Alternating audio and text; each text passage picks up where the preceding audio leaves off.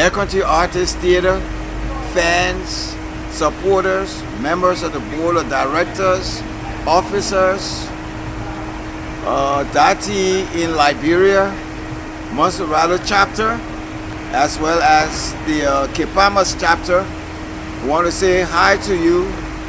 I want to thank you also for your enthusiasm and your support. I want to thank you for your enthusiasm to serve as peace advocates.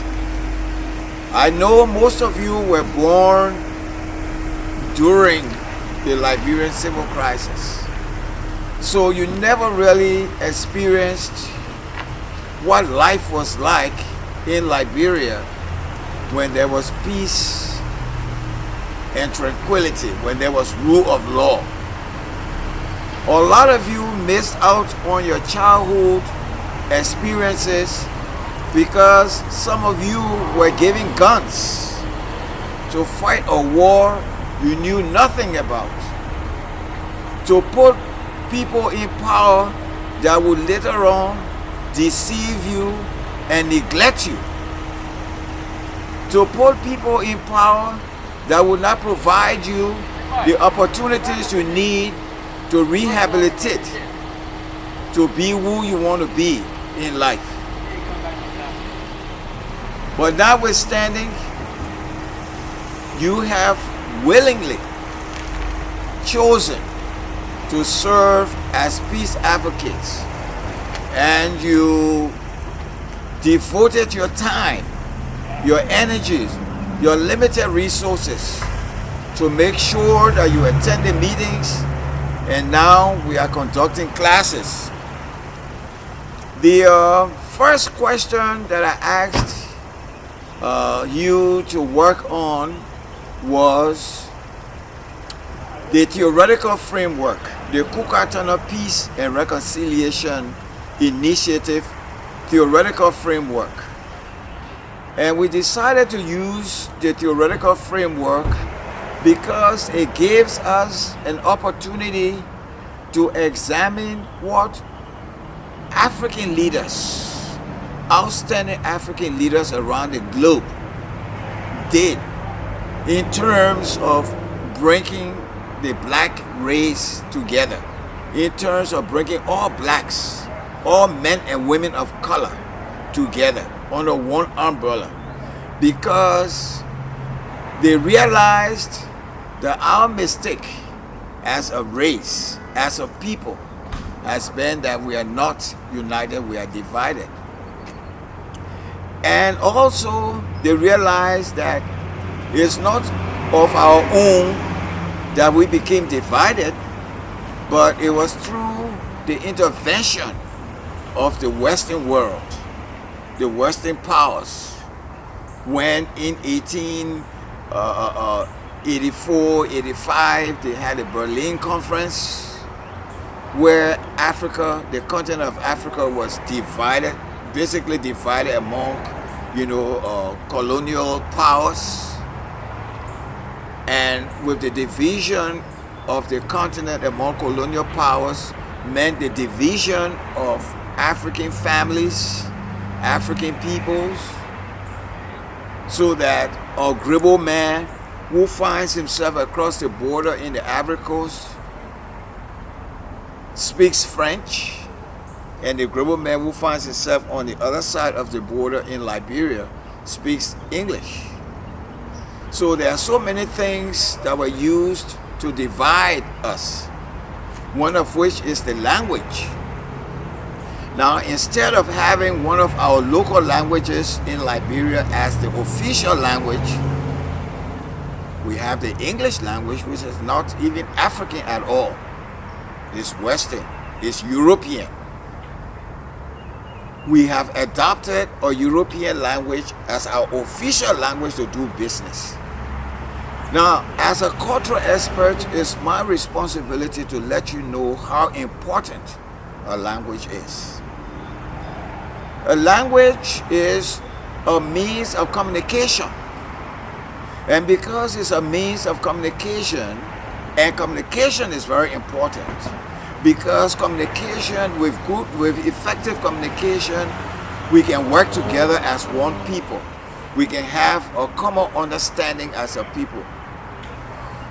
When the communication is not effective, there can be a lot of disagreements, there can be a lot of confusions and conflicts. So most of the time, the conflicts that we engage in basically stem from lack of proper communication.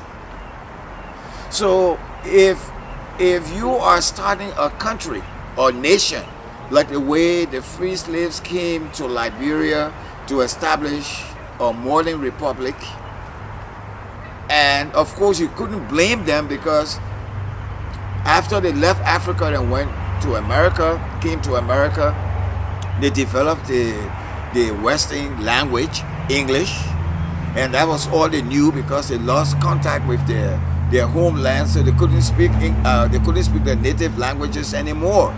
So they came with English language, dealing with Africans, in Liberia, who didn't know how to speak or understand English. So you can see why there was a conflict from the very beginning. So from the very beginning of the founding of the Republic of Liberia, there was a conflict in terms of language. There was a conflict between the settlers and the indigenous people, because the settlers were speaking English language, the indigenous people were speaking the different languages: Crown, Kru, Gbaba, Bassa, Bele, Pele, Va, Loma, Kisi, Bandi, Mandingo, Man, Dan, Bele, We. They were speaking all these different languages. So there had to be some kind of confusion. The other aspect of the confusion that started from the beginning of the Republic of Liberia was the religion. The settlers came and they claimed to be Christians. They were Christians. The indigenous people had their religious beliefs that were quite different, and the way how they worship God was quite different from the way how the settlers worship God. So there was a conflict there. Some of our people, especially my people, have Jewish background. So they believe in the high priest, believe in making sacrifices to God and all those kinds of things. So there was a conflict with respect to religion as well. There was a conflict in terms of the social norms and practices. The indigenous people were used to having 3, 4, 5, 6, 7, 8, 9, 10 wives. The settlers came and they brought their one man, one wife thing. And so there has always been a conflict. You can see all the so-called outside children that have been born, because the African nature, our culture, allows a man to have many wives, so that in that way he doesn't even have to you can hardly talk about adultery as you would do in a situation where you've stuck to one woman and you see other fine women and you want to run behind them and all of that. So that was a conflict as well. The way of dressing was different. The people came with their coat suits and this thing and that thing, and we used to just tie our little bomber, our little lapa and thing. We go on by our business. So there was conflict there also. You see the disagreement. I'm pointing these things out to you to let you know that from the beginning, these things brought about conflicts that continued, because then those who were in power, which were the American Liberians and the Congos, they didn't want to give in. They didn't want to loosen up, to say, okay, well, since you guys are in the majority and you're wearing your lapa suits and you're wearing your gowns, wear your gowns and come, wear your lapa suits and come, we'll wear our coat suit, we all one people. It didn't happen like that. They would disgrace you and tell you, say, you country, you illiterate because you tie in lapa. They used to call our man then lapa women and this and that, blah, blah, blah. But now, thank God, through our efforts, people are proudly wearing lapa suits, whether you're Congo or your country or whatever it is, you're proudly wearing it, because now you know that it's African, it's our root. When you do things that are characteristic of your homeland, of your culture, of your history, it makes you feel good, makes you feel happy. because you're not being somebody, you're not living the life of somebody else or living the life of somebody that you are not. And that is very important when it comes to cultural awareness. And that's the reason why, our decorative artists decided to establish branches in Liberia now, even though I live in the United States of America, but I decided that we will extend, our services to the Liberian people, because it's my responsibility to come and do that. But in order for me to come to Liberia to do this kind of work, the place gotta be safe. You gotta respect rule of law. Many of us want to come back to help the youth of Liberia, but we can't come there when there's so much the darkness, no electricity, no running water, no good health system. I may look young and handsome and all of that, but I'm old. I'm not a young boy. You see? So when people getting older, they need all those kinds of care. Good hospitals, good food to eat, good transportation. I couldn't travel on that bumpy road to go to all the hinterlands and things that I want to go to. When my back starts hurting me or whatever it is, there's no treatment for it. Then the research won't go on properly and all those kinds of things. So these are the kinds of things we're talking about. And unfortunately, people on the ground don't seem to realize that the Liberian people deserve these kinds of vital services. They are very important. You go drink water, your stomach start running, then they go give you glucose instead of doing something else, and by the time you look, your business finished. Because suppose I don't have money for you to put me on plane and send me to Ghana. Why must I go to Ghana during our days?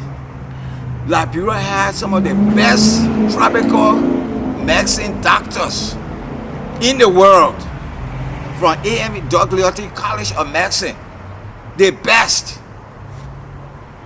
We didn't have to go anywhere to do anything. You just stay right there. Even JFK was so good. It was such a wonderful referral hospital. People used to come from Ghana and other places to come there for treatment. So you see, it's reversed.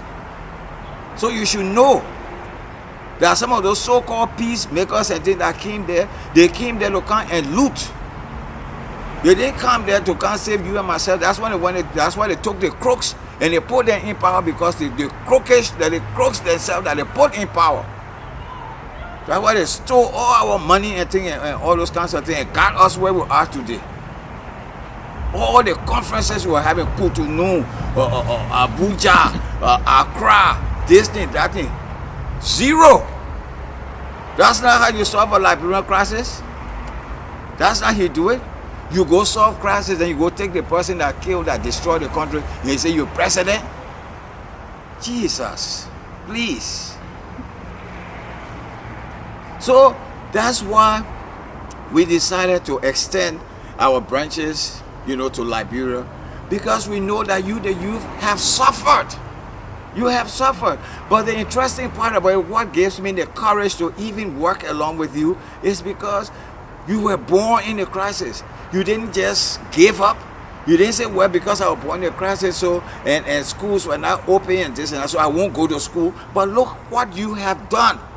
All of you, almost all of you that we have recruited for the decorative artist piece theater thing, all of you are college materials. And you are so excited about learning. So that's why we want to help. We want to help, and with your help, we definitely can make it. We can make it happen. I want to thank the country representative, Roland Yoa. Thank you so much, Roland. I want to thank the regional representative for the central region, Hilary So. Thank you, Hilary So, for such a wonderful job that we've done. I want to thank the Secretary General, Statesman Albert Nene Jr. Thank you so much for what you've done. I want to thank the County Director for Monserrado and Grand Bassa counties, Henry Gaji Bromsky. Thank you very much for what you've done. I want to thank all of you, the Regional Director for the Southeastern Region, Jerry Mwambe.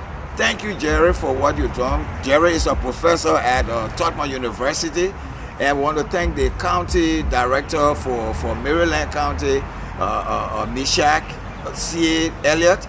Mishak, thank you so much for your leadership. I want to thank all of you for what you are doing. Now, I started marking your papers, and I noticed some little technical, errors that I want to bring to your attention so that you can improve your writing skills, because hopefully as we work together, it's going to be a learning experience. I'm going to learn from you and you're going to learn from me. And what I usually do with my students is that I like to make my students sharp. I like to make sure that they know what they're doing. They know how to say it, how to do it. And even when I'm grading my students, I even grade you for the way how you dress, the clothes you wear, the way you appear, your comportment, all those things that I take that into consideration. Now, looking at your papers, I saw certain things like capitalization. There are basic rules in grammar. You can't just write anything you feel like writing the way you want to write it. It has to be done grammatically. It's something like earlier when I was talking about rule of law. It's the same thing with grammar. Grammar is like the law that you got to follow when you're writing in the language, especially the English language. You have to follow rules. So, for instance, the first word at the beginning of a sentence, that first letter has to be capitalized. When you're talking about specific places like Monrovia, Cape Palmas, Nimba, Grand Jide, they have to be capitalized because those are names of specific areas and places. So you have to capitalize them. It doesn't matter whether it comes at the beginning of the sentence or in the middle of the sentence or the paragraph, you have to capitalize it. So capitalization is very, very important.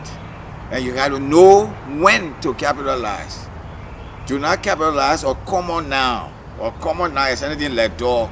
You can't capitalize dog or cat or water or car. But if it's a Volvo car, then you can capitalize Volvo because it's a specific car. You see, so capitalization is very important. It's the same thing with punctuations. Punctuations is like when you're driving. You're driving a car and you come to the stops, you see a stop sign. When you see it, they got different signs. First you see a little sign with a red, stuff that tells you that there's a stop sign ahead of you. So it tells you that you should expect a stop sign, and that when you get to the stop sign, you got to stop. Stop sign doesn't mean that when you come there, you just go food like that. No. If you do it, you get a good ticket for it. Here in America, I don't know what you do in Liberia, because in Liberia, they tell me that people drive any way they feel like driving, because it's supposed to be a rebel country. We cannot carry the name rebel on that holy name. That holy name. Liberia is a holy name. Liberia. Liberty. Nobody can give anybody liberty and freedom in the world except God. So that name, Liberia, that's a special name, it's a sacred name. It should not be identified with rebel activities, with lawlessness. It should not. So capitalization is important, and so is punctuation. Punctuation will tell us whether you are excited, whether it's an exclamation mark, whether you're making a statement, whether it's a period, or whether you're asking a question, whether it's a question mark, whether you are excited because the person made you happy, an exclamation mark, so there are different types of things that we use to punctuate our sentences and all of that.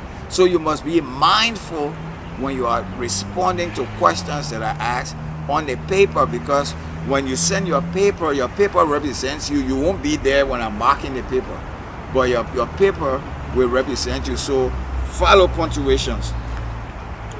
Make sure that you proofread your work, because when we're writing, sometimes we overlook certain things, and we may write and not include certain things that we want to include.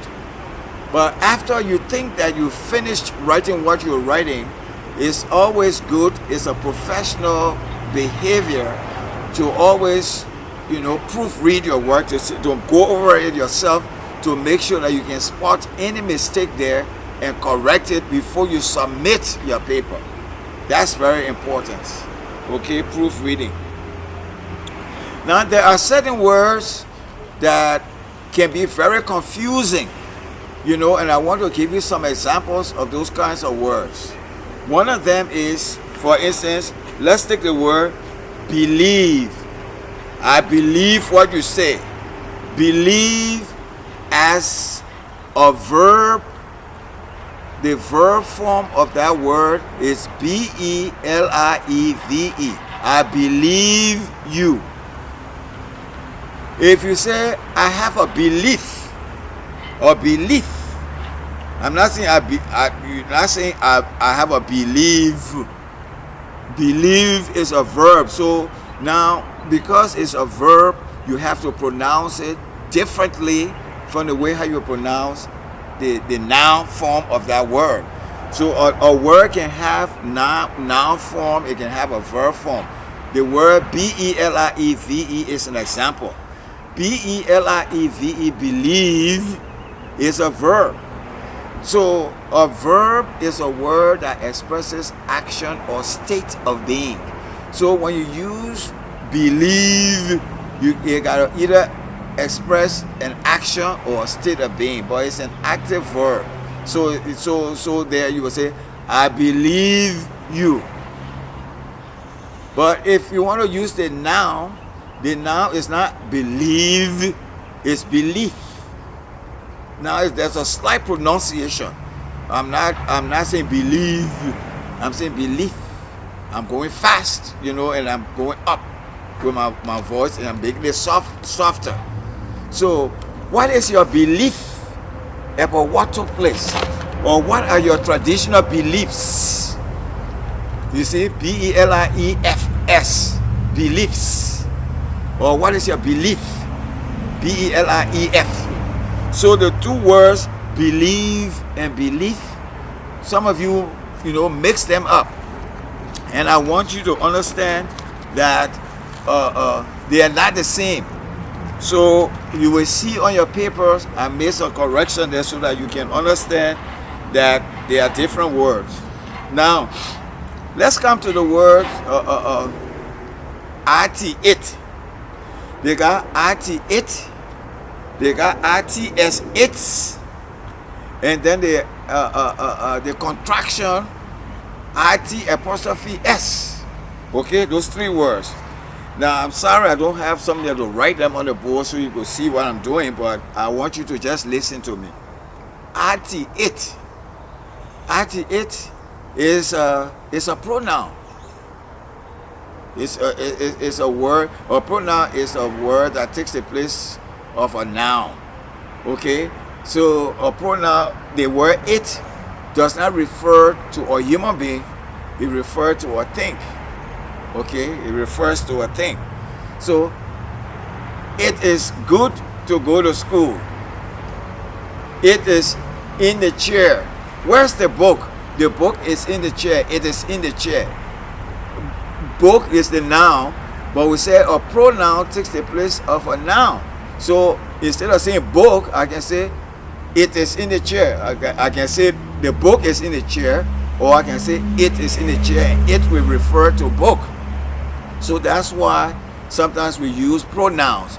We use pronouns to enrich our conversation, our writing, so that we don't use one word over and over. I could say book, but instead of saying book, in the next sentence, can I say it? Would it not mean the same? Yes, it will mean the same. So then you do that. So that's it. It's, ITS, without the apostrophe, is a possessive pronoun. The dog has a long tail. Or it can be a possessive adjective. Its tail is long. The ITS and no apostrophe. Okay? So its tail is long. That's the adjective there, or possessive adjective for till, for it. It's ITS. That's when you use that. ITS is different from IT apostrophe S. IT apostrophe S means it is. And the lazy people are the ones who use apostrophe, like the American people. So they like a lot of abbreviations. It's coming. It's mine. It's here. Instead of saying it is here, they say it's here. IT apostrophe S. So it is. So that's different. So we got it, the thing, it's the possessive, and it's IT apostrophe S, it is. Okay, so you got to know how to use them. Different parts of your composition is very important. There are four basic parts of a composition. The four basic parts are the introduction, the complication, the climax, and the conclusion. Okay, so when I ask you to write a 2-page paper, in writing your 2-page paper, that paper should have a good introduction. It should have a good complication meaning that after you introduce the idea, then you want to tell us more about what the idea is doing, or what it means, to you. And then you want to climax it to say, because of this and that, that's why the thing happened here. And then when it happened, then what happened next? What's the conclusion? When it happened, did you faint? Or did you realize what you were doing was wrong, and you made a correction? So those different parts of your composition are very important. If you have any questions, when you're writing them, please, feel free to contact me, on Facebook or Messenger. I'll be more than happy to help you with it. The other thing is your subject and verb agreement. As I told you before, speaking a language correctly, speaking English correctly, you have to follow the grammar. No rebel business inside. You can't force it. It can't work. You can't say I is. No, you cannot say I is. Here in America, a lot of people do that. We is. We was. Nope. That's wrong. That's a rebel act right there. The correct thing is that your subject, if you say we is plural.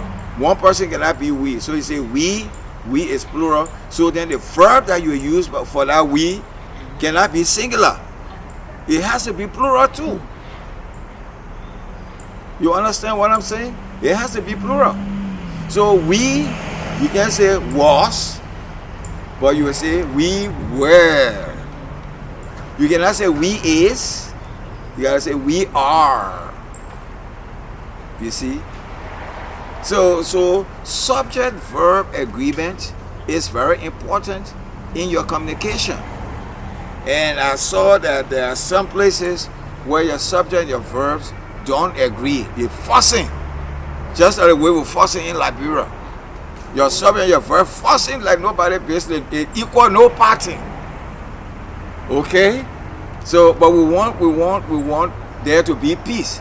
So for there to be peace in what you write, your subject and your verb must agree. Now there's another thing that a lot of you may not have learned in school, and it's called verb conjugation. Verb conjugation is very important.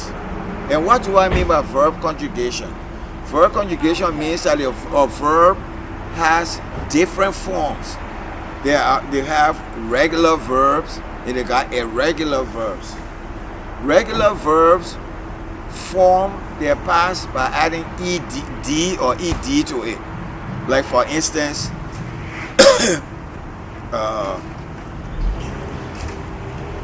kick, to kick the ball. I kick the ball. I kick the ball. K-I-C-K. Kick the ball. A few minutes ago, I kicked the ball. I got I-E-D to it to show that I said a few minutes ago. So when you're writing that, you cannot, if it's in the past now, you cannot say I kicked the ball, K-I-C-K. I kicked the ball 5 minutes ago. No, you can't say that. No, you have to say I kicked the ball 3 minutes ago or whatever it is, kicked. Now the other part of the conjugation is that verbs have the present tense, the past tense, and the past participle. Okay? The present tense, you don't have to add anything to it. The past tense will change. If it's a regular verb, there will be, you add either D or ED to it. Okay? And the past participle, that's where you use what they call the helping verb. You gotta use a helping verb for you to be able to complete your speech with that. You cannot say, I spoken. No, you have to say, I have spoken. I have eaten. Now, the verbs like spoken and eat, they're not regular verbs because you don't add ed to it. You don't say I eat it, or I eat it, or I have eat it. No. So they irregular because they change their forms. So eat, A-T-E, eaten, E-A-T-E-N. So they are irregular. They're not regular verbs that you can add D or EDs to them. So in order to use them correctly, especially if they in the past or past participle, you have to use a helping verb. So that's also very important. Then there are certain words, for instance, that you need to know the difference between them. And you also need how to pronounce them too.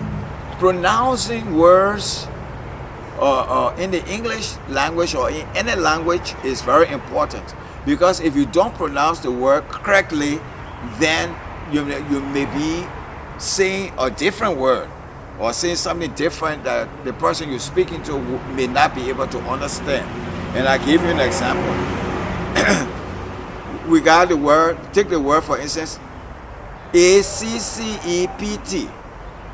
You know, in Liberia, most Liberians pronounce that word, say except. No, it's not except. A-C-C-E-P-T is not pronounced as accept. No, it's pronounced as accept. Accept. A-C-C, that's C-A-C, that gives that K sound, so it's accept. A-C-C-E-P-T is accept. I accept your apology. I will accept anything you gave me. Accept. A-C-C-E-P-T means to receive. Accept is a different word. It's spelled E-X. C-E-P-T. See the difference? E-X. C-E-P-T. Accept. Accept. Woman born you. That's the only way we'll do so and so thing. That's when you use that word. Accept. The noun for it is exception. There's no exception to the rule. Except. Okay? So accept means to if at all, whenever this thing doesn't do this, except that. Okay? Rarely. That's accept. Then the other word is excerpt. That's another word. Excerpt. E-X-C-E-R-P-T means a summary. So excerpt. So that's why when you're pronouncing words, and if you really want to speak the English language properly, then you will have to take your time when you're talking to pronounce your words. So excerpt, E-X-C-E-R-P-T, is summary. Except is, making an exception to the rule or whatever it is. And accept is different word. Now, Some of you think that because the word every, you think every is supposed to be plural because you say everybody. So you say everybody are coming. No. Every may sound like it's plural, but it's a singular word. Okay? Everything is wasted. Everyone has come. It's not everyone have come, it's everyone has come. So every is a singular word, it's not plural. Okay. Then there's the other thing that infinitive verbs. Infinitive verbs are words where you use the word to before you use it. I want to go. I want to eat. I want to read. I want to speak. I want to sing. To sing is infinitive verb, okay? To sing. So anytime when you use the word to before any verb, do not put it in the past. If you put it in the past, then it's wrong. You cannot say I want to eat. What to does, but to eat and sleep. No. I want to eat. The verb that comes after the preposition to must always be in the present tense, not in the past tense. Then there are other words that you misused, or in your composition. O-R-D-E-R, order, is different from O-T-H-E-R, author. Let me say that again to you. O-D-E-R, order, is different from other. O-T-H-E-R. Okay. Order means law and order, for instance, that's now. When you say, in order for us to go to school, we have to eat our breakfast. O-R-D-E-R, in order to go to school, we have to eat our breakfast. So it's O-D-E-R. That's when you use O-D-E-R. You don't say in order to go to school. O-T-H-E-R. We eat our breakfast. No. Okay? So that's how you use the word order. In order for us to do this and that, O-D-E-R. Other sources have it that so and so thing. That other means an alternative. Okay? That's the difference. Order means something is peaceful, is congruent, and all of that. But other means alternative. Okay, so other and others, they're different things. It's the same thing with build. You say I built a house. Years ago I built T. So knowing how to conjugate your verbs and all of that is very, very important. I see that you're all very committed and that you're doing your assignments. Some of you are doing them on time. Some of you have not done your assignments on time. This course is a 2-month training program, and only those who do all of the required coursework will be certificated at the end of the 2-month training. I urge all those who have not done their homework assignments to please try and catch up so that you all can complete together.